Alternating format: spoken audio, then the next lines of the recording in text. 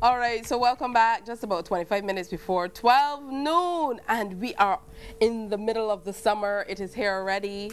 Crop Over has now been dubbed the sweetest summer festival. You saw Admiral a moment ago talking about Festival Stage. Festival Stage starts next week, and you know Admiral has the scoop on everything Crop Over, and you know, he deals with it in a way that only he can, and you don't want to miss it. Yeah? Those who love the show, those who love to hear Admiral and everything he says, he just lays it all out there, and that's what we love about him, right? All right, hey Admiral.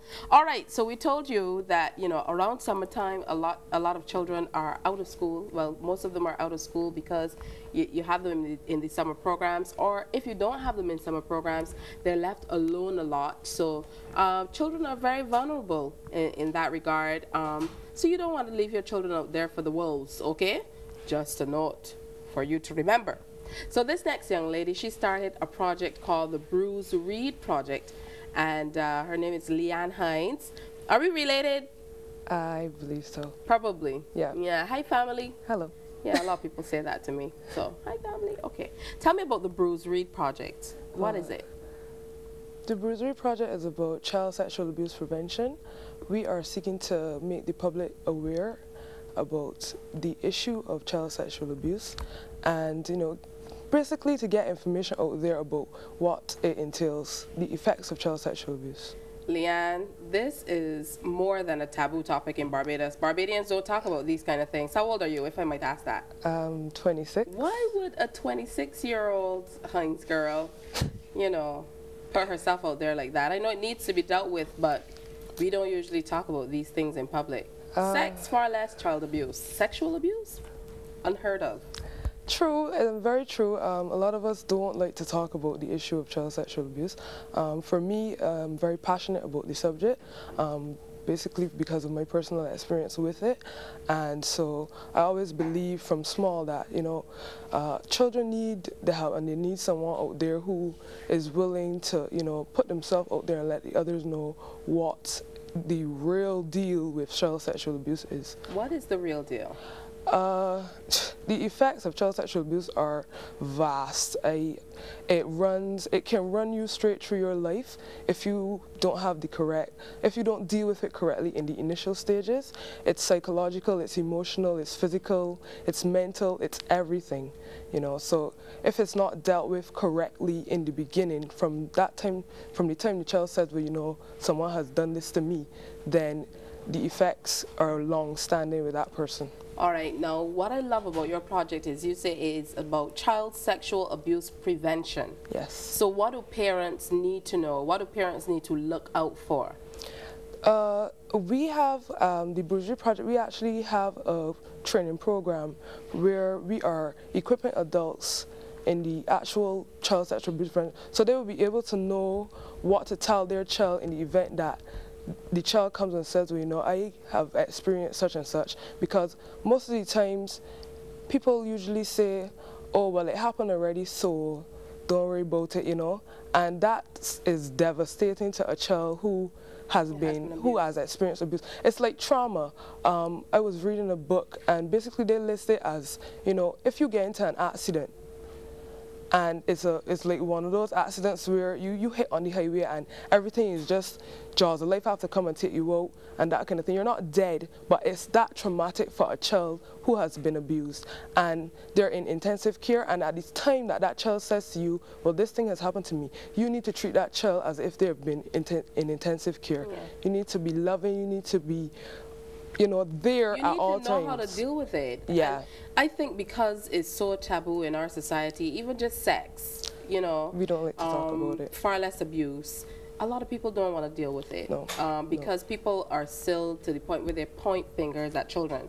And, you know, adults still calling children waffles, that abuse children, it's beyond me.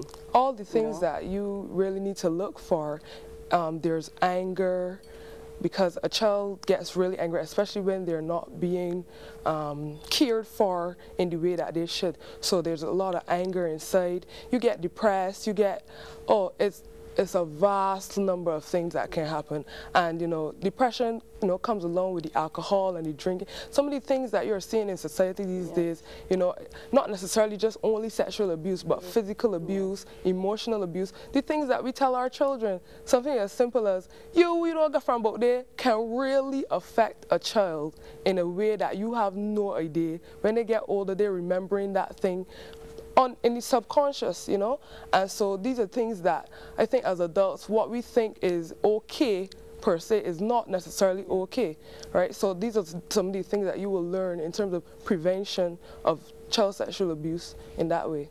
A lot of children don't tell. Yeah, true. And parents would tell you, I think I have a great relationship with my son. I think I have a great relationship with my daughter. Oftentimes children don't tell. In your experience, based on what you've seen with your project, and I would imagine personally, why don't children come forward and talk? There is tremendous shame that is associated with child sexual abuse. Perpetrators, basically, they have you groomed from young, so they will watch you as a baby. They will be friends with your parents. They will know everything about you, and they'll become friendly with your parents and stuff like that. And then what they do is they get you at an opportune time and pretty much just make you feel as though this is okay because they know you well, right? And so they know you. They tell you stuff like, well, this is our little secret, or don't tell anyone. They will tell you these things and they will manipulate you. And as a child, you're innocent. You're not thinking, this guy is out to hurt me. You may think something is wrong, but if there's no one there that you feel that you can go to and say, well... Or if you're not sure, because if nobody told you nobody's supposed to touch your genitalia. Yeah. If nobody is specific on what is right and wrong and what people can and cannot do, then you're not completely sure. Sure. And because of the issue of sex, and we don't like talking about certain things, like a vagina is a vagina, is not a... But people can't say that. No. To this day.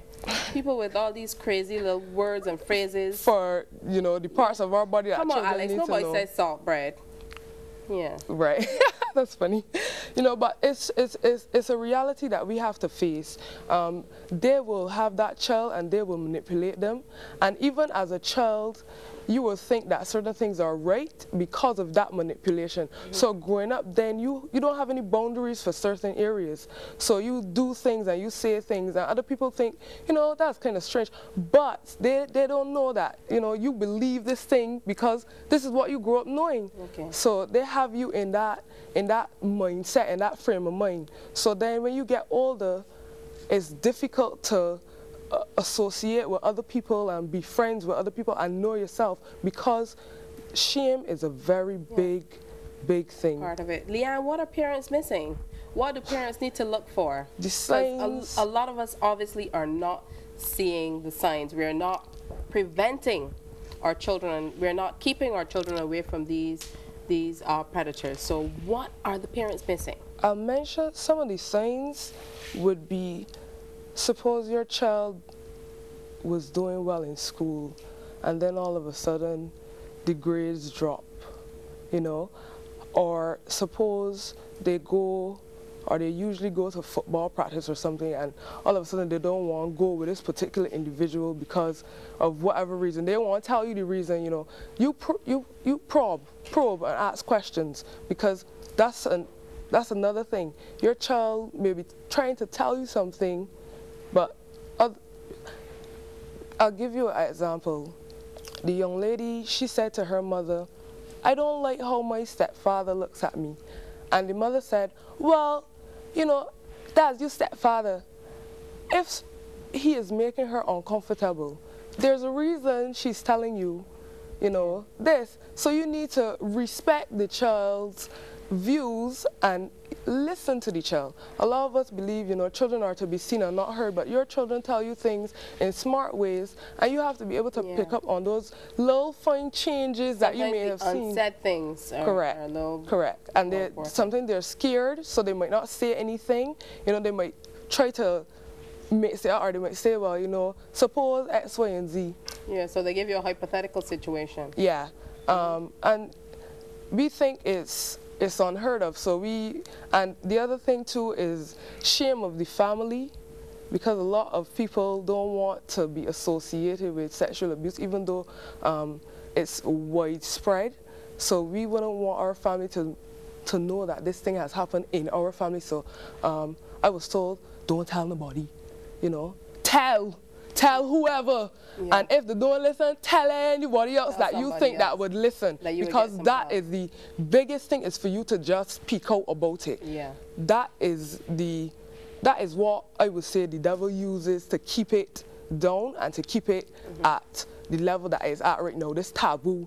If people would talk about it, I'm sure the information about it would be even more widespread than it is right now, and people would know the effects of it. How have you been met in your efforts to get this project off the ground? You know, how have people received you? Has help been forthcoming? Have people been open arms and trying to help you, or what has the response been like? I think persons who would have had a personal or have some kind of experience with the issue are more willing to engage and to know more about what is going on. Some people, and there are a lot of people who know that it's happened to them, but they prefer not to talk about it, right? And so for me, the BMX experience was one, I was shocked because I went there with an open mind, and I knew from before that people deal with it in different ways. Some people want to kill first off the bat. You know, I don't want to know about that, because if that happened to me, that body dead. Yeah. You know, then there are other people who would have known that it would happen and obviously care about and want to know more about it so that they can help too. Yeah. So other people, I think the majority of persons are interested and are willing to help in whatever way. I know some of it will probably be on the level scale because the subject is so, you know, touchy. Not taught. Yeah, and definitely, especially dealing with younger children, is something that, you know, people shy away from. Yeah. But I mean, these children will be adults eventually, and people need to know about the issue. Well, I want to thank you first of all for coming on and talking with us about it. I know how our society is, and we had quite a few conversations leading up to this. Yeah. Because I know oftentimes people want you to probe, and they want you to, you know, they want you to put your information out there, but you still have to live. True. You still have to walk around, and it's still difficult because it's one of those areas that a lot of people just do not know enough about. They're not interested in finding out more about. They just want to sit back and point fingers as long as that they're not associated. And it's commendable that a young person like you will put yourself out there to be able to get this information out. So how do we get involved with your project? There's someone watching and they want to go through the program that you are working to set up, or there's somebody else who wants to get involved. How do we get involved with the Bruised project? Right now, we are still in the kind of introductory stages and bringing it together. I wanted to start the website the end of this month, but because of some of the tricky little issues, I had to push it back a little. So we will probably be launching July, August with the website. Right now, the email address, which is contact@thebruisedproject.org, is functioning. So if you want to ask questions, and so you can do that. And I will probably start up the Facebook page soon, so you can just get information and know what we are doing. Pretty much that's it in terms of contact information right now, because legally you're trying to get stuff sorted as well. So it's going to be up and running by August for sure. All right, so congratulations to you on getting the project going, and I think it's important to work on prevention. Definitely. Prevention is better than cure, certainly, and that is the aim of what you're doing. So you have to let us know how we can help you. Any help that we can, we will. Thank you. Yeah, I will do that. Thanks again for coming in. Thank you very much. And we're going to put all that information on the Facebook page as well, so you can go and lend your support or find out how they can help you. All right, time for some more great soothing sounds from our very own diva in the mix today, Kim Derrick.